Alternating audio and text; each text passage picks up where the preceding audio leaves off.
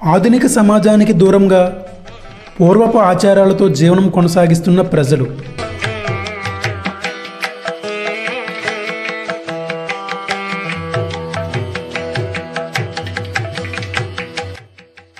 ఈ ఆధునిక కాలంలో ఒక ప్రాచీన గ్రామం ఉందంటే ఆశ్చర్యం వేస్తుంది కదా.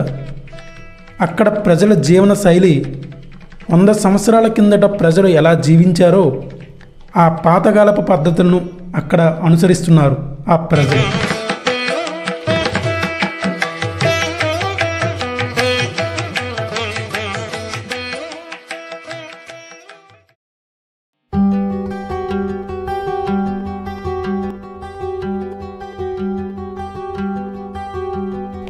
ఆంధ్రప్రదేశ్లోని శ్రీకాకుళం జిల్లాలోని శ్రీముఖలింగానికి సమీపంలో 7 కిలోమీటర్ల దూరంలో పచ్చటి ప్రకృతిలో కొండల మధ్య ఈ కోర్మ గ్రామం ఉంది.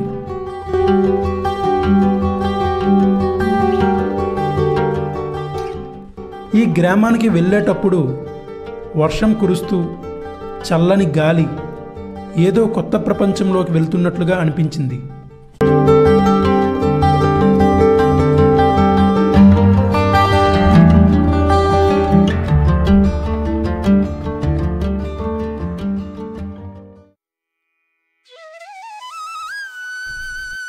కోర్మా గ్రామం. ఇక్కడ విద్యుత్ లేదు, టీవీ, సెల్ ఫోన్లు లేవు. సోషల్ మీడియాకి చాలా దూరంగా ఉంటుంది ఈ గ్రామం. ఈ ఆధునిక ప్రపంచంలో ఇలా ఉండాలి అంటే అక్కడ ఉన్న ప్రజలు, ఆ ఊరు ఒక అద్భుతమని చెప్పాలి. ఈ గ్రామం ఇక్కడికి రాకముందు ఇది యాదగిరిగుట్టలో ఉండేది. మేము ఈ ప్రాజెక్ట్ యాదగిరిగుట్టలో ఉండేది. సో అక్కడ మేము చాలా 10 సంవత్సరాలు మేము ప్రయత్నం చేశాము ఇటువంటి గ్రామం ఎస్టాబ్లిష్ చేయడానికి. కానీ అక్కడ వాటర్ సోర్స్ అనేటువంటిది లేకపోవడం వల్ల సో ఇటువంటి సిస్టమ్ ఎస్టాబ్లిష్ చేయలేకపోయాము. ఉన్నత చదువులు, పెద్ద ఉద్యోగాలతో సంపన్న శ్రేణి జీవితాన్ని అనుభవించినప్పటికీ జీవిత పరమార్థం ఇది కాదని భావించి వారంతా అన్వేషణలో భాగంగా పరమాత్మకు చేరువయ్యే వికాస మార్గం సనాతన ధార్మిక జీవనంగా భావించి సరికొత్త జీవన విధానాన్ని అనుసరిస్తున్నారు. వీళ్ళు అందరూ శ్రీకృష్ణ భక్తులు. ప్రాచీన భారతీయ గ్రామీణ ప్రజల సంస్కృతికి, గురుకుల జీవన విధానానికి ఈ గ్రామం నిలువుటద్దంలా ఉంది. 100 ఏళ్ల నాటి భారతీయ గ్రామీణ జీవన విధానం, సాంప్రదాయాలు, పద్ధతులు, ఆహారపు అలవాట్లు, కట్టుబొట్లు, వృత్తులు వీటన్నింటినీ ఒకే చోట చూస్తాం.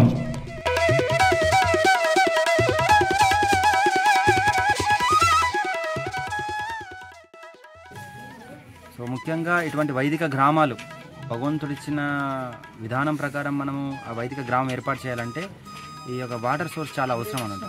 ముందు చూడొచ్చు మీరు ఋషులు, మునులు వాళ్ళ యొక్క ఆశ్రమాలన్నీ కూడా నదీ తీర ప్రాంతంలో ఉండేవన్నట్టు. ఎందుకంటే మేము డైలీ 3 times స్నానం చేయడము, భగవంతుని ఒక కార్యక్రమాలకు ఎంతో క్లీనింగ్ ప్రాసెస్ ఉంటుంది. అన్ని వాటర్ లేకుండా ఇంపాసిబుల్ అన్నట్టు.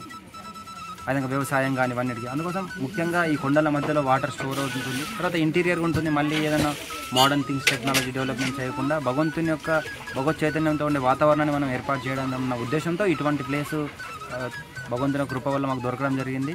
ఆ విధంగా మేము ఈ గ్రామం ఎస్టాబ్లిష్ చేయడం జరిగింది.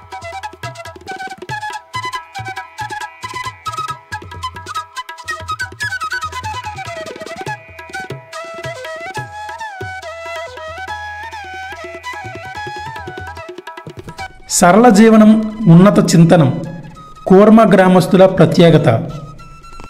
నిత్యావసరాలైన కూడు, గుడ్డ ప్రకృతి నుంచే పొందవచ్చని నిరూపిస్తూ ప్రకృతి సేద్యంతోనే వీటిని పొందుతున్నారు. వాళ్ళకి సరిపడే కూరగాయలను వాళ్ళే పండించుకుంటారు. రసాయనాలు లేని వ్యవసాయం చేస్తున్నారు. పశుపోషణ కూడా చేస్తారు. వాళ్ళ దుస్తులకు వాళ్ళే నేత కార్మికులు. ఇళ్ల నిర్మాణానికి వారే మేస్త్రీలు, వారే కూలీలు. నిర్మాణంలో సిమెంట్, ఇనుము ఏమాత్రం వాడరు.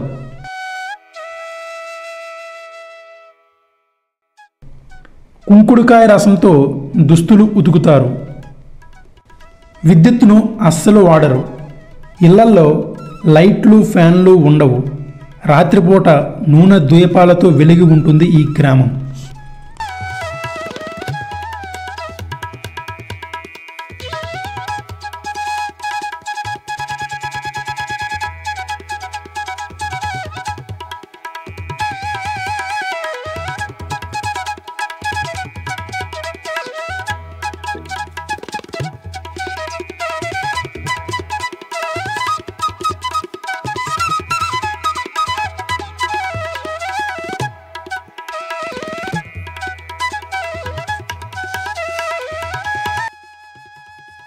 అంటే జనరల్గా ఇక్కడ ఎవరైతే కనీసం ఒక 10 రోజులు ఇక్కడ ఉన్నా కూడా వాళ్ళకు అర్థమవుతుంది. అంటే ఇది భగవంతుని యొక్క సేవతో ప్రతి క్షణం భగవంతుని స్మరించే విధంగా ఎంతో ఆత్మ నుంచి వచ్చేటువంటి ఆనందం మనకు కలుగజేస్తుంది. బయట ఉన్నటువంటి వాతావరణం అంతా కూడా శరీరం నుంచి వచ్చే ఆనందం కోసం ప్రయత్నం చేస్తుంది, అటువంటి ప్లెజర్ ఇస్తుంది, కానీ అది మనకు దుఃఖాన్ని కలిగిస్తుంది.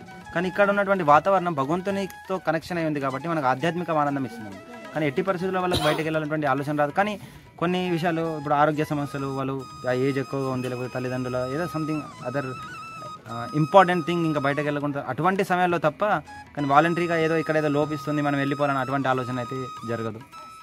కానీ ఇక్కడ ఎవరైనా వచ్చి లైఫ్ లాంగ్ ఉండాలి అంటే సో మొదటగా కొంచెం సమయం ఉంటుంది, ఒక ప్రొబేషన్ పీరియడ్ ఉంటుంది. రెగ్యులర్గా రావచ్చు, 10 days 15 days అట్లా రెగ్యులర్గా వస్తూ వెళ్తూ ఉంటారు. తర్వాత వాళ్ళు కూడా ఇక్కడ ఉన్నటువంటి వాతావరణం అంతా చూస్తారు, మేము కూడా వాళ్ళని చూస్తాము. తర్వాత వాళ్ళు ఆధ్యాత్మికంగా, శారీరకంగా, భౌతికంగా అన్ని రకాలుగా సెట్ అయితే వాళ్ళు ఇక్కడ కంటిన్యూ అవ్వచ్చు. ఎందుకంటే ఇది ఆశ్రమం కదా, ఆశ్రమం అంటే కొన్ని నియమ నిబంధనలు ఉంటాయి. ఆ నియమ నిబంధనల ప్రకారం వాళ్ళు ఉంటుంటే ఎవరైనా రావచ్చు. కులానికి, మతానికి, జాతికి ఏం సంబంధం లేదు. ప్రపంచంలో ఎటువంటి వ్యక్తి అయినా వచ్చి ఇక్కడ సేవలో పాల్గొనవచ్చు.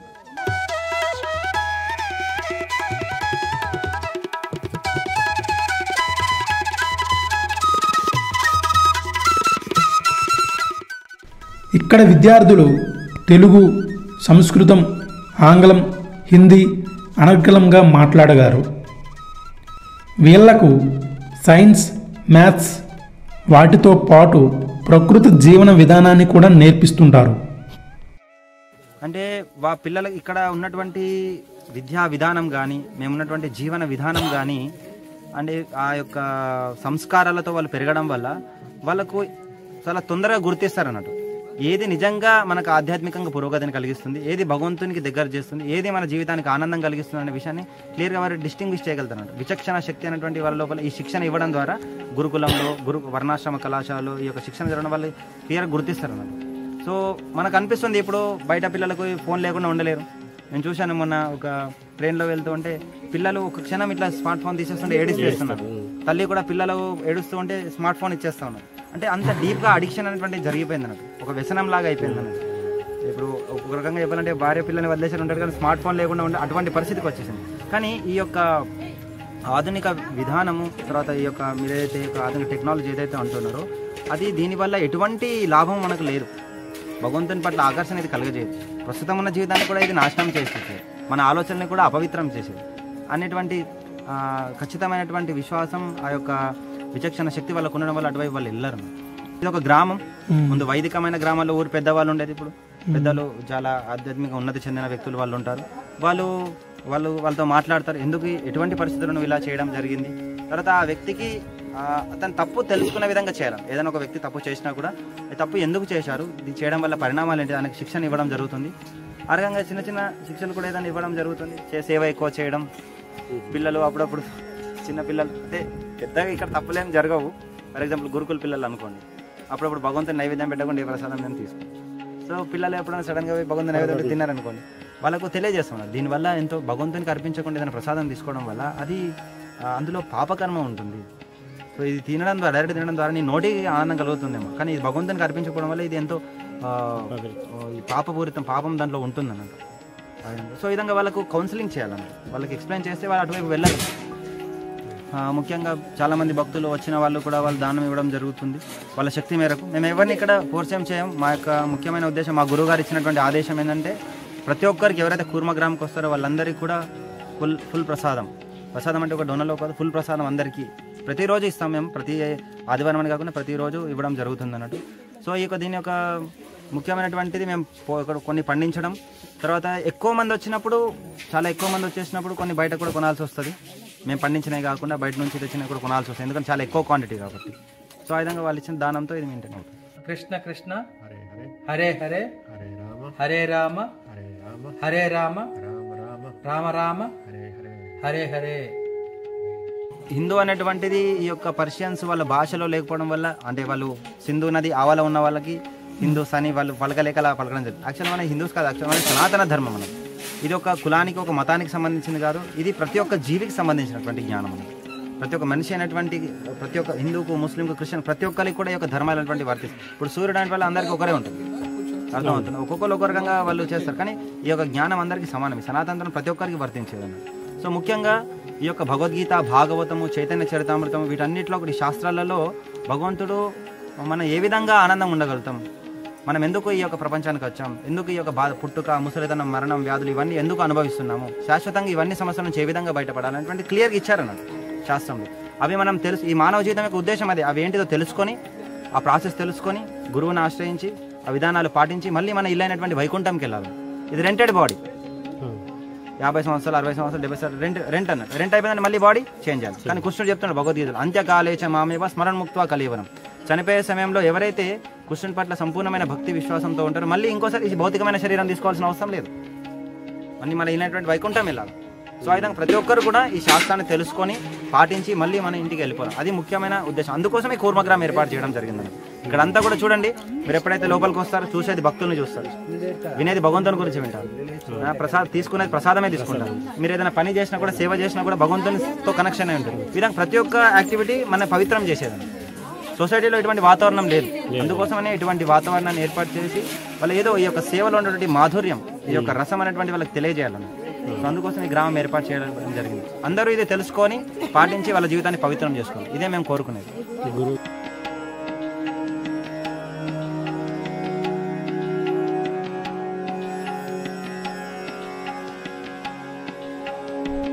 ఉదయం 4 గంటలకు నిద్రలేచి కాలకృత్యాలు తీర్చుకొని దైవానిక హారతితో దినచర్య ప్రారంభిస్తారు.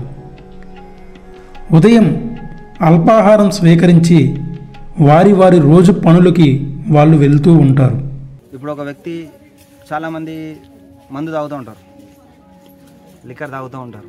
ఎందుకు తాగుతారు? ఆయనకు తెలుసు ఈ యొక్క నా శరీరం నాశనం అవుతుంది, నా పిల్లలకు మంచిది కాదు, నా కుటుంబానికి మంచిది కాదు, సమాజానికి కూడా మంచిది. ఆయన కూడా తాగుతారు. ఎందుకు? దానికి ఏదో రసము, ఏదో ఆనందం వస్తుంది, ఏదో ప్లెజర్ వస్తుంది అన్నట్టు, అవునా కదా? కానీ భగవంతుని యొక్క సేవ, భగవంతునికి సంబంధించిన జ్ఞానం, భగవద్గీత, భాగవతం, ఇది చాలా చాలా శక్తివంతమైనటువంటి గ్రంథాలు అన్నట్టు. సో ఇది ఈ ఆత్మ నుంచి వచ్చేటువంటి ఆనందాన్ని వాళ్ళకు ఎలా ఉంటుందన్నటువంటి తెలియదు. అందులోటువంటి ఆనందం వాళ్ళకి తెలియజేయగలిగితే వాళ్ళు దాన్ని తీవ్రంగా తీసుకుంటారు. అసలు ఆ యొక్క రసాన్ని, ఆ యొక్క ఆధ్యాత్మికమైన ఆనందాన్ని వాళ్ళకి తెలియజేయగలరు. సో దానికోసం ఇప్పుడు బయట ఎవరు తెలియజేస్తారు? నెక్స్ట్ క్వశ్చన్ ఏంటంటే, ఓకే అది వస్తే చేస్తారు, కానీ గ్లిమ్స్ ఎలా కలుగుతుంది? ఆ యొక్క కొంచెం స్వల్పం ముక్తి ధర్మస్య, ఆ కొంచెం స్వల్పమైనటువంటి ఆనందం వాళ్ళ గ్లిమ్స్ ఎలా దొరుకుతుంది అంటే వాళ్ళకు అటువంటి వాతావరణం మనం ఇవ్వగలగాలన్నమాట. ఇప్పుడు చూడండి, కూర్మగ్రామ్కి ఎంతో మంది భక్తులు వస్తూ ఉంటారు, విజిటర్స్ వస్తుంటారు. వాళ్ళు ఇక్కడికి వచ్చి చూసి వాళ్ళు అడుగు ప్రశ్నలు వేస్తుంటారు మీలాగానే. వాళ్ళకందరికీ ఎక్స్ప్లెయిన్ చేస్తున్నారు ఎందుకు మేము ఇలా ఉంటున్నాం. వీళ్ళందరూ డాక్టర్లు, ఇంజనీర్, 13 ఫ్యామిలీస్ ఉన్నాయి ఇక్కడ. వీళ్ళందరూ డాక్టర్లు, ఇంజనీర్లు, పెద్ద పెద్ద జాబ్స్ ఉన్న వాళ్ళు, బిజినెస్ చేసిన వాళ్ళు, యూఎస్ నుంచి వచ్చిన వాళ్ళు, రకరకాల మంచి అన్ని కంఫర్ట్స్ ఉండి కూడా వాళ్ళు ఇక్కడికి వచ్చేసారు. ఎందుకు? అవన్నీ కంఫర్ట్స్ ఉన్నాయి, ఆల్రెడీ ఏసీలలో ఉండేవాళ్ళు. వాళ్ళు ఎందుకు వచ్చారు ఇక్కడికి? ఈ ఆత్మ నుంచి వచ్చే ఆనందం, భగవంతుని యొక్క సేవలో ఉన్నటువంటి ఆనందం వాళ్ళు పొందుతున్నారు. మళ్ళీ ఇటువంటి వ్యక్తుల బయట వాళ్ళు వచ్చిన వాళ్ళు, అటువంటి భక్తుల యొక్క సాంగత్యం, ఇటువంటి వాతావరణంలో ఉండడం వల్ల ఆ రుచి వాళ్ళకి తెలుస్తుంది. అప్పుడు వాళ్ళు చదవాలి అని. మళ్ళీ ఇంకొక విషయం ఏంటంటే, ఈ యొక్క పరంపరలో వచ్చినటువంటి భగవద్గీత జ్ఞానం చాలా శక్తివంతమైనది.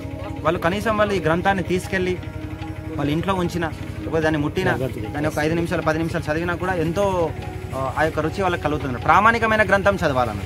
ఇప్పుడు బయట భగవద్గీత అనేటువంటిది 700-800 ఎడిషన్స్ ఉన్నాయి, అర్థమవుతుందా?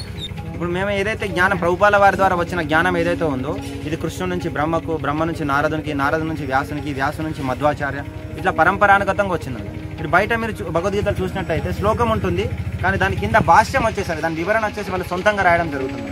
అందుకోసమే ఎవరు దాన్ని తీవ్రంగా తీసుకోవట్లేదు. అందులో నిజమైన విషయం వాళ్ళకి అర్థమవుతుంది. కానీ ప్రభుపాల వారు ఇచ్చింది ఏంటంటే, ప్రభుపాల వారు సొంతంగా రాయలేదు. ఆయనకు వాళ్ళ గురువు చెప్పిందే రాశారు, ఆయనకు వాళ్ళ గురువు కూడా వాళ్ళ గురువు చెప్పిందే రాశారు. అట్లా గురువుకి అయితే కృష్ణునికి కనెక్ట్ అవుతుంది. అందుకే ప్రపంచవ్యాప్తంగా కొన్ని లక్షల మంది, 180 దేశాల్లో భక్తులు ఉన్నారు, భగవద్గీత చదువుతున్నారు అన్నట్టు. చదివి వాళ్ళ భక్తులే వాళ్ళ జీవితాన్ని మార్చుకుంటారు, వాళ్ళ వ్యసనాలు వదిలేస్తున్నారు. ఇప్పుడు ఒక మెడిసిన్ మనం తీసుకున్నాం అనుకోండి, రోగం అనేది నయం కావాలి.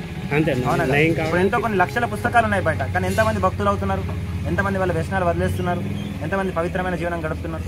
కానీ ప్రభుపాల వారి గ్రంథాలు చదివి ప్రపంచవ్యాప్తంగా ఎంతో మంది తీవ్రంగా వాళ్ళ జీవితాన్ని భగవంతుని సేవకు అంకితం చేస్తుంది. ఎందుకంటే ఆ పరంపరానుగతంగా వచ్చినటువంటి జ్ఞానాన్ని మనం స్వీకరించాలి. సో ముఖ్యంగా ఇంకొకటి మేము కోరుకునేది ఏంటిదంటే, మీ వ్యూవర్స్కి కూడా మీరు చెప్పొచ్చు, ఇది డిసెంబర్ మాసం, ఇప్పుడు డిసెంబర్ మాసంలో మ్యారథాన్ అంటాం అన్నట్టు మేము. సో ప్రపంచవ్యాప్తంగా భక్తులందరూ కూడా ఈ భగవద్గీత, భాగవతం ఈ గ్రంథాలు చాలా ముఖ్యమైనటువంటి కేంద్రీకృతమైనటువంటి కార్యంగా ఇది చేస్తాము. మేము ఇక్కడ చుట్టుపక్కల ఉన్నటువంటి గ్రామాల్లో ఉన్నటువంటి పిల్లలకు కానీ, స్కూల్ పిల్లలకు కానీ, సో మీ బంధువులకు, మిత్రులకు కానీ మీరు ఎవరికైనా ఈ గ్రంథాలు దానం ఇవ్వచ్చు. మీరు ఇది చాలా చాలా శక్తివంతమైనటువంటి మార్గం. ఇది భగవంతునికి చేరుకోవాలంటే కృష్ణుడు చెప్తున్నాడు భగవద్గీత 18వ అధ్యాయంలో చెప్తున్నారు, ఏదం పరమం గుహ్యం మద్భక్తేష్విదాసతి భక్తిమై పరాం కృత్వ మామే వైశ్యత్య సంశయం. అంటే నాకు సంబంధించినటువంటి జ్ఞానం ఏదైతే ఉందో అది ఎవరైతే వేరే వాళ్ళకు ప్రచారం చేస్తారో వాళ్ళకంటే ప్రియమైన వ్యక్తి నాకు ఇంకొకరు లేరని చెప్తున్నారు. భగవంతునికి ప్రీతిపాత్రులు అయినారంటే ఇంకా ఆయనకేం సమస్యలు ఉండవు, ఎందుకంటే అంతా భగవంతుని కంట్రోల్లో ఉంది. కాబట్టి నిజంగా భగవంతుని ప్రీతిపాత్రులు కావాలనుకుంటే తనకు భగవంతుని ఇచ్చినటువంటి జ్ఞానం ఏదైతే ఉందో భగవద్గీత, కనీసం ఈ భగవద్గీతను మీరు కొంతమందికి దానం ఇవ్వచ్చు. ఇది మీరు బుక్స్ కావాలంటే మన స్టాల్లో మీరు సంప్రదించవచ్చు. ఇక్కడ భగవద్గీత, భాగవతం బుక్స్ ఉన్నాయి. దయచేసి మీ శక్తి మేరకు ఒక 10 మందికి కానీ, 5 మందికి కానీ, 20 మందికి కానీ గ్రంథాలు ఇవ్వండి. మీ జీవితాన్ని పవిత్రం చేసుకోండి. సో మేము ఇక్కడే చేస్తున్నాం. మాకు ఎంతో మంది ఇక్కడికి వచ్చి డొనేషన్ ఇస్తా ఉంటారు, దానం ఇస్తానంటారు. దానం కాదండి, మీరు జ్ఞానం తీసుకెళ్ళండి. మేము డబ్బులు లేక ఇది స్థాపన చేయడం లేదంట. మేము ఎంతోమంది డబ్బులు సంపాదించిన వాళ్ళే, కానీ ఈ యొక్క జ్ఞానం ఇవ్వడం మా గురువుగారు ఇచ్చినటువంటి ముఖ్య ఉద్దేశం ఏంటంటే ప్రతి ఒక్కరికి జ్ఞానం ఇవ్వండి, అందరికీ ప్రసాదం ఇవ్వండి. దీని ద్వారా ఆ వ్యక్తి శాశ్వతంగా ఈ యొక్క లాభాన్ని పొందుతారు. అందుకోసం ముఖ్యంగా ఈ జ్ఞానాన్ని మీరు పంచడానికి ప్రయత్నం చేయండి. మీరు వీడియో చూస్తున్న వాళ్ళు కూడా మీరు కూడా మీ బంధువులకు, మిత్రులకు మీరు చేయొచ్చు. మా కార్డ్ డీటెయిల్స్ మేము ఇస్తాము. కనీసం ఒక్కరికన్నా, ఇద్దరికన్నా, ముగ్గురికన్నా మీ శక్తి మేరకు ఎంతమందికన్నా జ్ఞానం ఇవ్వండి. ఇది శాశ్వతంగా ఒక వ్యక్తిని రక్షించాలనుకుంటే మీరు ఈ భగవద్గీత జ్ఞానం ఇవ్వండి. ఇది ఈ భగవద్గీతలో ఉన్నటువంటి జ్ఞానం మేము పాటించడం ద్వారానే మేము ఎంతో ఆనందకరమైనటువంటి జీవితాన్ని పొందుతున్నాం. ఎంతో మందికి అందులో రుచిని తెలియజేయగలుగుతాం. కాబట్టి మీ వంతు మీ కుటుంబ సభ్యులకు మీరు అందజేయండి. హరే కృష్ణ.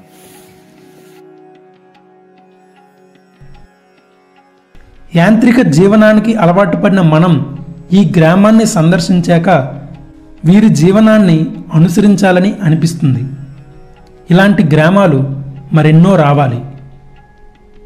మన భారతీయ గ్రామీణ సనాతన ధర్మ సంస్కృతిని రాబోయే తరాలకు అందించాలని మనస్ఫూర్తిగా కోరుకుంటూ హరే రామ హరే కృష్ణ.